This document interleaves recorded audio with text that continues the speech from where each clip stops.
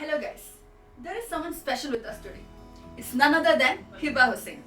കുറച്ചുകൂടി സ്പെസിഫിക് ആക്കി പറഞ്ഞ Mrs Malabar. Welcome Hiba. Thank you.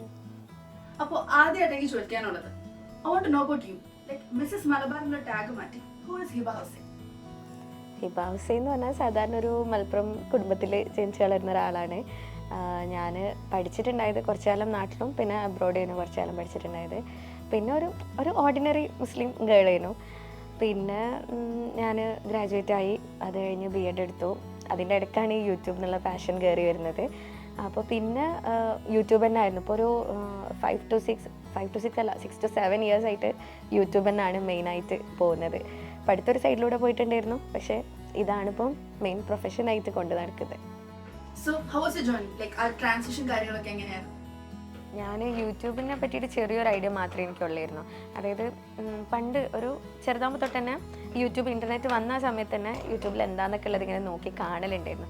അപ്പോഴേ ഒരു ഇഷ്ടം ഉണ്ടായിരുന്നു ഇതുപോലെ വീഡിയോസ് ചെയ്യണം എന്നൊക്കെ ഉള്ളത്. അത് നമ്മൾ ആ മൈൻഡിൽ അങ്ങനെ കിടക്കുമല്ലോ. പിന്നെ എനിക്ക് ഫസ്റ്റായിട്ട് ഫോൺ കിട്ടുന്നത് ഡിഗ്രി ഫസ്റ്റ് ഇയർ പഠിക്കുമ്പോഴാണ്. അപ്പോൾ അത് വെച്ചിട്ട് നമുക്ക് ഇങ്ങോട്ടേക്ക് എന്തെങ്കിലും ഉണ്ടാക്കാൻ പറ്റുമോ എന്നുള്ളത് അങ്ങനെ നോക്കിയ സമയത്താണ് യൂട്യൂബിൽ നിന്ന് ഇൻകം കിട്ടും എന്നുള്ളത് അറിഞ്ഞത്. അങ്ങനെ അതിന് വേണ്ടിയിട്ട് ഞാൻ സ്റ്റാർട്ട് ചെയ്തതാണ്. അതാണിപ്പം ഈ ഒരു നിലക്കെത്തിയത്. പക്ഷേ അന്ന് ഞാൻ ജസ്റ്റ് എന്തെങ്കിലും ഒരു പോക്കറ്റ് മണി എന്നുള്ള നിലയ്ക്ക് സ്റ്റാർട്ട് ചെയ്തത് ഇപ്പം എൻ്റെ പാഷൻ തന്നെ ആയി. എന്താ പറയുക, ഒരു മടുപ്പില്ലാതെ ചെയ്യാൻ പറ്റുന്നുണ്ട്. So the story behind the name Mrs Malabar, എന്തുകൊണ്ട് ആ ഒരു നെയിം ചൂസ് ചെയ്തു? അത് അങ്ങനെ പ്രത്യേകിച്ച് റീസണൊന്നുമില്ല. ഞാൻ ജസ്റ്റ് ഇങ്ങനെ നോക്കിയ സമയത്ത് നമ്മൾ കുറച്ച് ക്യാച്ച് ആയിട്ടുള്ള പേരുകൾ ഇട്ട് കഴിഞ്ഞാൽ ആൾക്കാരുടെ മനസ്സിലിങ്ങനെ നിൽക്കുമല്ലോ. അങ്ങനെ ഞാൻ മലബാറിൽ നിന്ന് വരുന്ന ആളാണ്, അപ്പോൾ ഞാൻ കല്യാണം കഴിഞ്ഞ ആളാണ്. അങ്ങനെ ഞാനൊരു മിസ്സിസ് മലബാർ എന്ന് പറഞ്ഞിട്ട് അങ്ങനെ കൊടുത്തതാണ്. അല്ലാതെ ചിലരൊക്കെ വിചാരിക്കും എനിക്ക് ഈ ടൈറ്റിൽ ഞാൻ വിൻ ചെയ്തിട്ട് ഇട്ട പേരാണെന്നൊക്കെ. പക്ഷെ അങ്ങനെയൊന്നുമല്ല, ഇതാണ് അതിൻ്റെ പുറകിലുള്ള സത്യം. So how do you balance as a mother and an influencer? അത് കുറച്ചൊരു ചാലഞ്ചിങ് ആയിട്ടുള്ള കാര്യം തന്നെ. നമ്മൾ എത്ര ഓർഗനൈസ് ചെയ്താലും, അതായത് ഇന്നിപ്പോൾ ഇത്ര ടാസ്ക് ചെയ്യണം അങ്ങനെയൊക്കെ നമ്മൾ ഓർഗനൈസ് ചെയ്താലും എല്ലാം താളം തിരിക്കാൻ നോയിൻ്റെ മൂഡ് മതി. നോയിൻ്റെ മൂഡ് ശരിയില്ല എന്നുണ്ടെങ്കിൽ ഫുള്ള് കുളവും. അപ്പോൾ അതുപോലെ എനിക്ക് കൺസിസ്റ്റൻ്റ് ആയിട്ട് അങ്ങനെ ഇപ്പം പണ്ടത്തെ പോലെ അങ്ങനെ റെഗുലറായിട്ട് വീഡിയോ ഇടാനായിട്ട് കഴിയലില്ല. പക്ഷേ ഞാൻ മാക്സിമം ട്രൈ ചെയ്യുന്നുണ്ട്. എന്നാലും ചിലപ്പോൾ പറ്റാത്ത സമയത്ത് ഞാൻ വിചാരിക്കും ഓക്കെയാണ്, കുഴപ്പമില്ല, അവൻ്റെ കൂടെ ടൈം സ്പെൻഡ് ചെയ്യുക. കാരണം ആ ഒരു ടൈം നമുക്കിനി തിരിച്ച് കിട്ടില്ലല്ലോ, ഇത് നമുക്കിനിയും ക്യാച്ചപ്പ് ചെയ്തെടുക്കാം. അപ്പം അങ്ങനെ ഞാൻ ഇമ്പോർട്ടൻസ് കൊടുക്കുന്നത് നോയിൻ്റെ കൂടെ നിൽക്കുക എന്നുള്ളതിനാണ്. നമ്മൾ കുട്ടികൾക്ക് സാധനങ്ങൾ മേടിക്കുമ്പോൾ ഫുഡ് ആയാലും ടോയ്സ് ആയാലും ഡ്രസ്സസ് ആയാലും നമ്മളെപ്പോഴും ബെസ്റ്റ് ആയിട്ടുള്ള കാര്യങ്ങളാണ്. അപ്പോൾ കുട്ടികൾക്ക് ടോയ്സ് കാര്യങ്ങളൊക്കെ പറയുമ്പോൾ ഇപ്പൊ കുറേ റിസോഴ്സസ് ഉണ്ട്, കുറേ പ്രൊഡക്ട്സ് ഉണ്ട് മാർക്കറ്റിൽ വരുമ്പോൾ. So how do you choose the best for your kid? ഞാൻ എന്ത് സാധനം വാങ്ങിക്കുമ്പോഴും ഇതിന്നിപ്പം ഇവനക്ക് എന്ത് കിട്ടും. ലൈക്ക് നമ്മൾ പ്രത്യേകിച്ച് ടോയ്സ് വാങ്ങിക്കുമ്പോൾ വെറുതെ ഇങ്ങനെ ഈ സോഫ്റ്റ് ടോയ്സ് ഒക്കെ നോയിന് കുറവാണ്.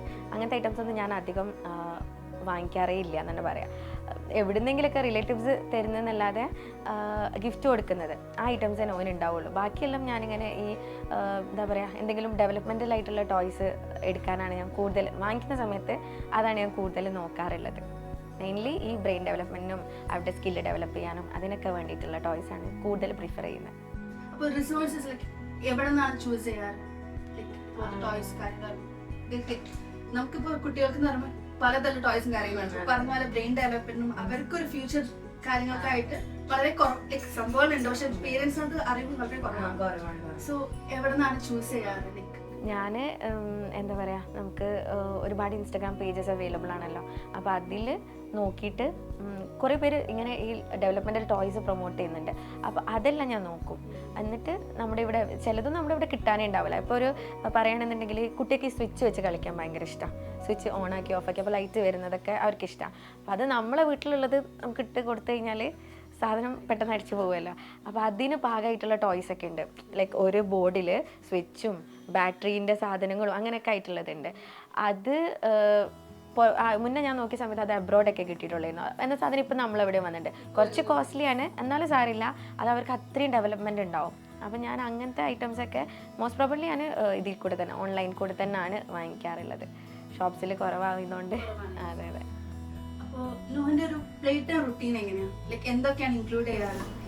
ഞാൻ അങ്ങനെ ഒരു റുട്ടീനായിട്ടൊന്നും അവനക്ക് സെറ്റ് ചെയ്തിട്ടില്ല. അവൻ്റെ ഇഷ്ടം എന്താണോ അതിന് വിടാം. ചില ദിവസങ്ങളിലൊക്കെ ഭയങ്കര മൂടിയായിട്ട് ക്രാങ്കിയായിട്ട് അങ്ങനെ ഇരിക്കുന്ന ദിവസങ്ങളുണ്ട്. എന്നാൽ ചില ദിവസം ഭയങ്കര ആക്റ്റീവ് ആവുകയാണ്, കിട്ടുന്നതൊക്കെ വെച്ച് കളിക്കും അങ്ങനെയൊക്കെ. ചില ദിവസം ഒന്നും പറ്റൂല, ഒക്കെ എടുത്ത് മാറ്റും, അത് വേണ്ട അത് വേണ്ട അത് വേണ്ട എന്ന് പറയും. എന്നാലും അവനക്ക് എന്താണോ ഇഷ്ടം എന്ന് വെച്ചാൽ അതിനനുസരിച്ചിട്ട് അങ്ങനെ കൂടെ ഇരിക്കും. അല്ലാതെ ഒരു റുട്ടീനായിട്ട് ഞാൻ സെറ്റ് ചെയ്തിട്ടില്ല. കാരണം ഈ 2 വയസ്സായിട്ടുള്ളൂ, അപ്പം നമുക്ക് പിടിച്ചാൽ കിട്ടുന്ന പ്രായമല്ലല്ലോ. അവരുടേതിന് അങ്ങനെ പോകുന്ന ഇതാണ് ഇപ്പോൾ.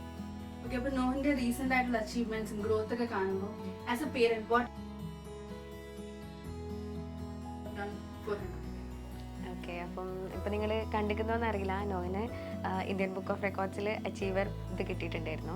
അത് മെയിനായിട്ട് ഓന് A to Z വരെ 40 സെക്കൻഡ്സിനുള്ളിൽ ഫ്ലാഷ് കാർഡ്സ് ഐഡൻറ്റിഫൈ ചെയ്തു. അപ്പം അതന്നെ ഈ ബേസിക് ആയിട്ടുള്ള ഈ ഫ്ലാഷ് കാർഡ്സ് ഉണ്ടല്ലോ, അത് ഞാൻ ചെറുപ്പം തൊട്ടേ നോവിന് കൊടുക്കലുണ്ടായിരുന്നു.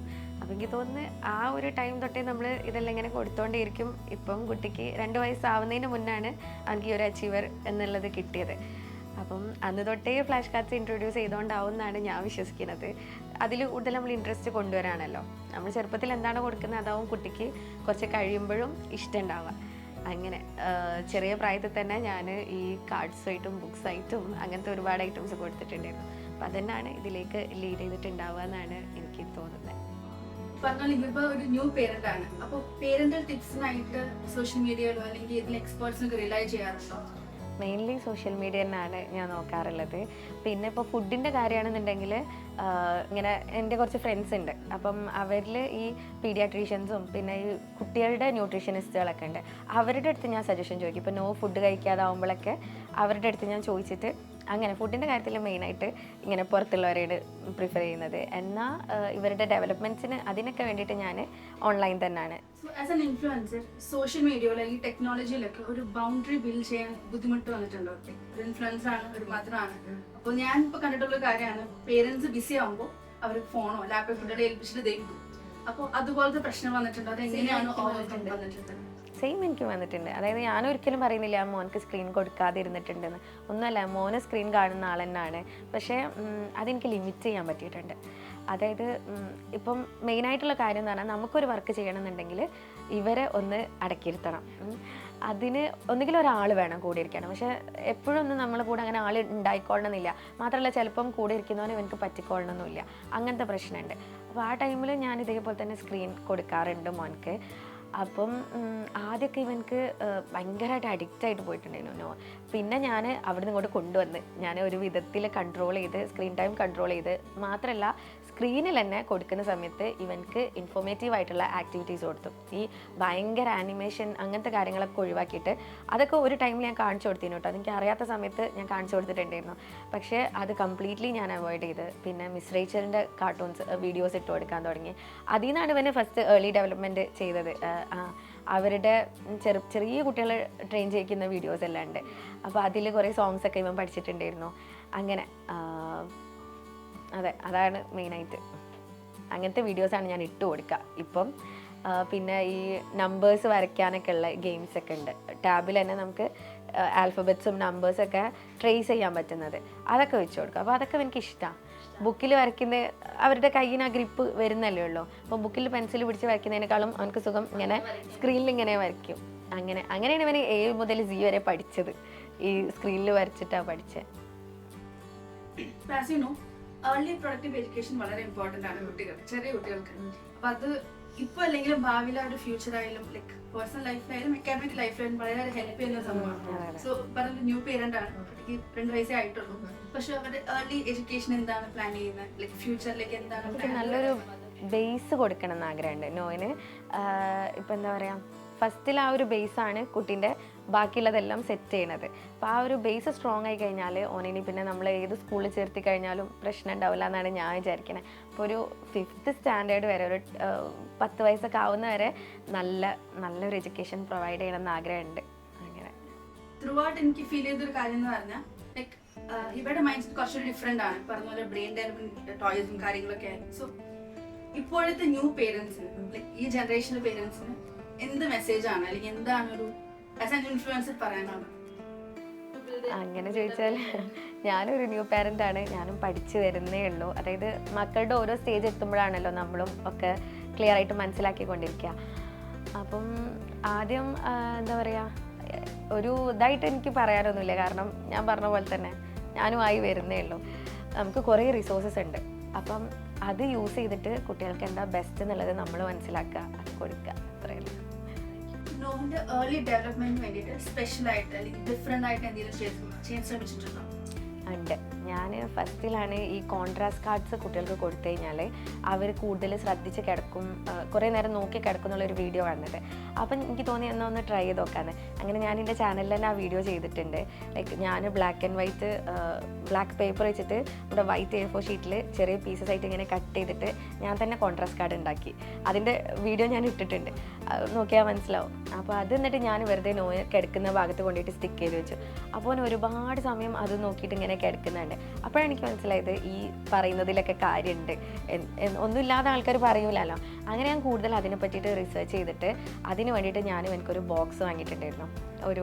എനിക്ക് പേര് ഓർമ്മയില്ല, ഒരു കമ്പനീൻ്റെ ഈ ഏർലി ഡെവലപ്മെൻറ്റിൽ പ്രൊമോട്ട് ചെയ്യുന്ന 0 to 3 ബോക്സ്, അതായത് ഇൻഫൻറ്റ് സ്റ്റേജിൽ നിന്ന് മുതൽ 3 months വരെ കൊടുക്കാൻ പറ്റുന്ന ബോക്സ്.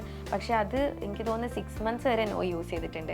അതിലിങ്ങനെ ചെറിയ ചെറിയ ബട്ടർഫ്ലൈസ് ഒക്കെ ഹാങ് ചെയ്തിട്ട് കിടക്കുന്ന കുട്ടിയല്ല, അപ്പോൾ അവനക്ക് തന്നെ മേലെ കറങ്ങാൻ വേണ്ടിയിട്ട് അത്. പിന്നെ ഇതുപോലെ കോൺട്രാസ്റ്റ് കാർഡ്സ് ഉണ്ടായിരുന്നു, പിന്നെ ഒരു ബോൾ ഉണ്ടായിന് അവർ തട്ടി കളിക്കാൻ വേണ്ടിയിട്ടുള്ള, അത് നല്ലോണം ഹെൽപ്പ് ചെയ്തിട്ടുണ്ട്. അതാണ് നോനിയ ഫസ്റ്റായിട്ട് ചെയ്യുന്നത്. അതിൽ നിന്നാണ് തുടക്കം.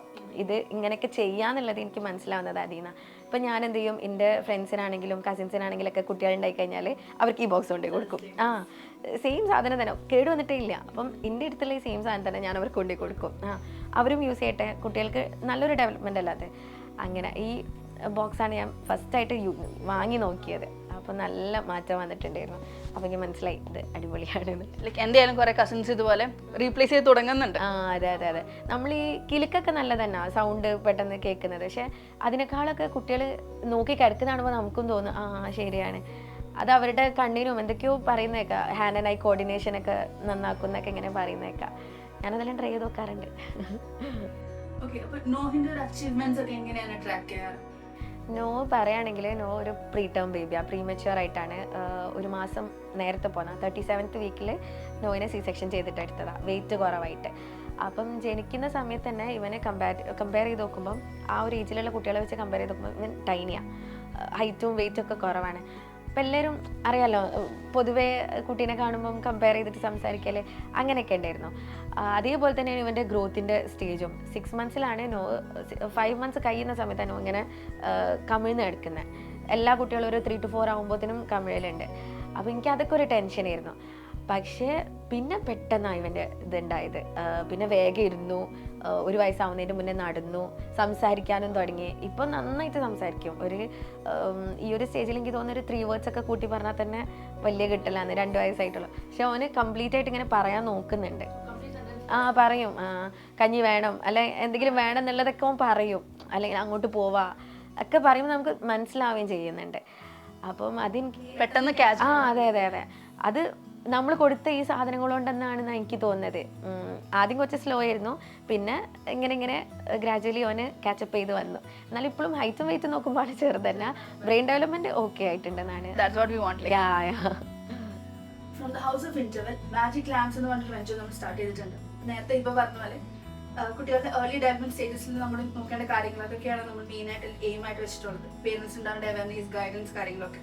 സോ അവർ എൻഷുർ ചെയ്യുന്ന കാര്യം എന്താണെന്ന് പറഞ്ഞാൽ every child deserves the best start in their life. അപ്പോൾ from the half of magic lamps we have a small present for you. Thank you.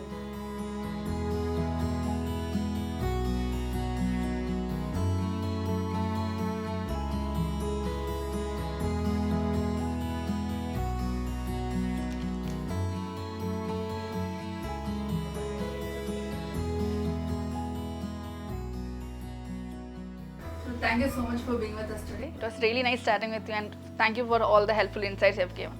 Thank you.